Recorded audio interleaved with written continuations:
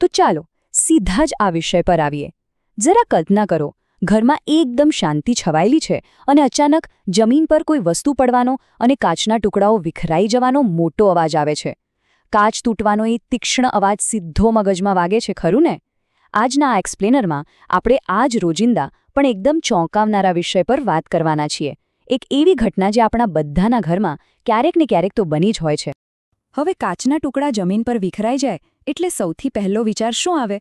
તરત જ ગભરામણ થાય, ચિંતા થાય કે કોઈ અપશુકન તો નથી થઈ ગયું ને? એક જાતનો ડર મનમાં બેસી જાય છે. પણ શું ખરેખર આવું છે? શું તૂટેલો કાચ હંમેશા કોઈ શ્રાપ કે ખરાબ સમય જ લઈને આવે છે? આજે આપણે આ જ ગભરામણથી લઈને માનસિક શાંતિ સુધીની સફર સમજવાના છીએ. કારણ કે ક્યારેક જેવું દેખાય છે તેવું હોતું નથી. જો આપણે આપણી આસપાસ જોઈએ તો આ બાબતે સાવ અલગ જ માન્યતાઓ જોવા મળશે. એક તરફ એવા લોકો છે જે દ્રઢપણે માને છે કે કાચનું તૂટવું એ સારા નસીબ લાવે છે, એકદમ શુભ. તો બીજી તરફ સાવ વિરુદ્ધ દિશામાં એવો ડર પણ છે કે અરે રે, કાચ તૂટ્યો એટલે હવે ઘરમાં બરબાદી જ સમજો. આ બે સાવ અલગ અલગ વાતો વચ્ચે આપણા જેવા સામાન્ય લોકો ઘણીવાર મૂંઝાઈ જતા હોય છે. હવે અહીં જે ખરેખર રસપ્રદ બાબત છે તે છે વાસ્તુશાસ્ત્રનું દૃષ્ટિકોણ. સામાન્ય રીતે ઘરમાં કોઈ પણ વસ્તુ તૂટે તેને આપણે સારું માનતા નથી. પણ વાસ્તુશાસ્ત્ર કાચ તૂટવાની આ ઘટનાને સાવ અલગ જ નજરથી જુએ છે. તેમાં આ પાછળ એક ખૂબ જ વિશિષ્ટ અને હકારાત્મક અર્થ આપવામાં આવ્યો છે, જે સાંભળીને કદાચ આશ્ચર્ય પણ થાય. આખી વાતનો મૂળ વિચાર કંઈક આવો છે: કાચે સંકટ પોતાના પર લઈ લીધું. હા, વાસ્તુશાસ્ત્ર મુજબ કાચનું અચાનક તૂટવું એ ખરેખર એક બહુ જ શુભ ઘટના છે. આનો સીધો અર્થ એવો થાય છે કે પરિવાર પર કોઈ બહુ મોટી આફત આવવાની હતી, પણ આ નિર્જીવ કાચે એ બધી જ નકારાત્મકતા પોતાના પર ખેંચી લીધી. કાચ પોતે તૂટી ગયો, પણ તેને મોટી દુર્ઘટનાને આપણા સુધી પહોંચવા જ ન દીધી, જાણે કે કોઈ અદૃશ્ય ઢાલ. પણ ઊભા રહો, કાચ તૂટે એટલે તરત જ આપણે શું કરવું જોઈએ? અહીં એકદમ વ્યવહારુ અને કડક નિયમો લાગુ પડે છે. ભલે કાચ તૂટવું હોય શુભ હોય, પણ વાસ્તુશાસ્ત્ર ઘરમાં સુરક્ષિત વાતાવરણ જાળવવા માટે એકદમ તાત્કાલિક પગલાં લેવાનું સૂચવે છે. તૂટેલા ટુકડાઓ માટે એક કડક સુવર્ણ નિયમ છે, જેનું પાલન કરવું જ રહ્યું. આ નિયમને ધ્યાનથી સમજીએ. પહેલું, કાચ તૂટે ત્યારે તેને ક્યારેય જમીન પર એમનેમ પડી રહેવા દેવો નહીં. એને બિલકુલ અવગણવો નહીં. બીજું, તે ટુકડાઓને એકદમ શાંતિથી અને કોઈપણ જાતનો અવાજ કર્યા વગર ભેગા કરવા.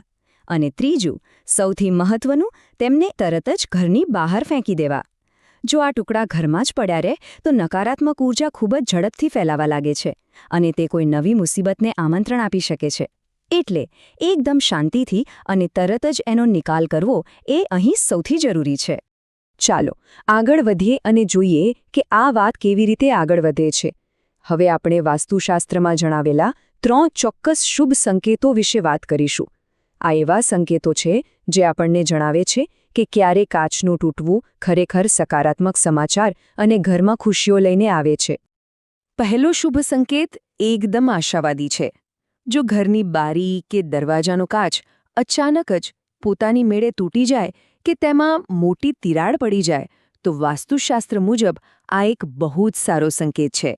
આનો અર્થ એ છે કે પરિવારમાં બહુ જ જલ્દી કોઈ સારા સમાચાર આવવાના છે, અથવા તો મોટો ધનલાભ થવાની પૂરી શક્યતા છે. ટૂંકમાં ઘરમાં સમૃદ્ધિ આવી રહી છે. બીજો સંકેત જૂની સમસ્યાઓના ઉકેલ સાથે જોડાયેલો છે.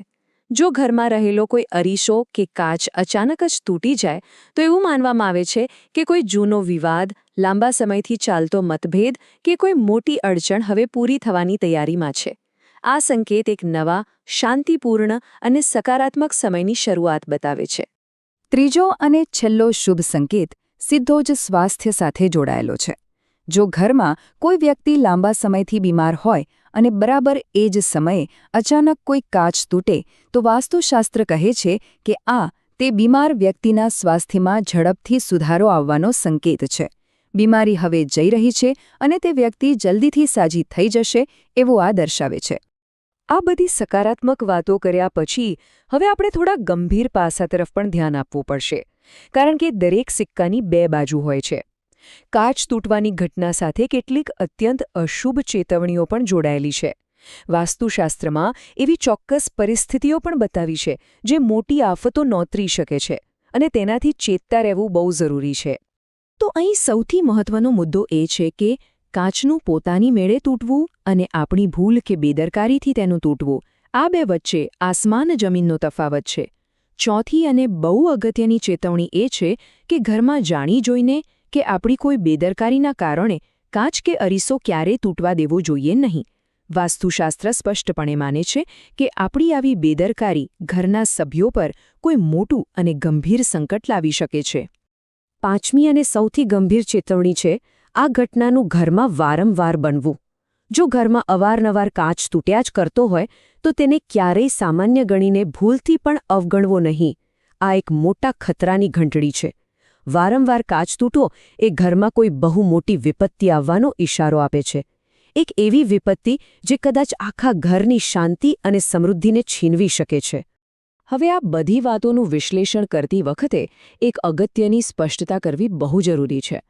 આપણે જે પણ સંકેતો, નિયમો અને ચેતવણીઓની વાત કરી તે બધું જ ધાર્મિક અને સાંસ્કૃતિક વાસ્તુશાસ્ત્રની માન્યતાઓ પર આધારિત છે. આ કોઈ વૈજ્ઞાનિક રીતે સાબિત થયેલા તથ્યો નથી. આ એક્સપ્લેનરનો મુખ્ય ઉદ્દેશ્ય માત્ર આ પ્રાચીન સ્ત્રોતોમાં રહેલી માહિતીને તદ્દન તટસ્થ રીતે કોઈપણ પક્ષ લીધા વિના તમારી સમક્ષ રજૂ કરવાનો છે. અને આ બહુ જ સુંદર રીતે દર્શાવે છે કે આપણી રોજિંદી લાઈફમાં આ આધુનિક જીવનશૈલી અને વર્ષો જૂની પ્રાચીન માન્યતાઓનો સંગમ કેવી રીતે થાય છે. એક સામાન્ય અને નિર્જીવ કાચનો ટુકડો પણ આપણી માનસિક શાંતિ, આપણા વિચારો અને ઘરના આખા વાતાવરણ પર કેટલી ઊંડી અસર પાડી શકે છે એ ખરેખર આશ્ચર્યજનક છે. આજના આ એક્સપ્લેનરના અંતે એક મોટો પ્રશ્ન એ થાય છે કે શું ખરેખર આપણી આસપાસની વસ્તુઓ અને તેમની અદૃશ્ય ઊર્જાઓ આપણા જીવનને કોઈ ચોક્કસ દિશા આપે છે? આ ચોક્કસપણે વિચારવા અને વધુ જાણવા જેવો વિષય છે.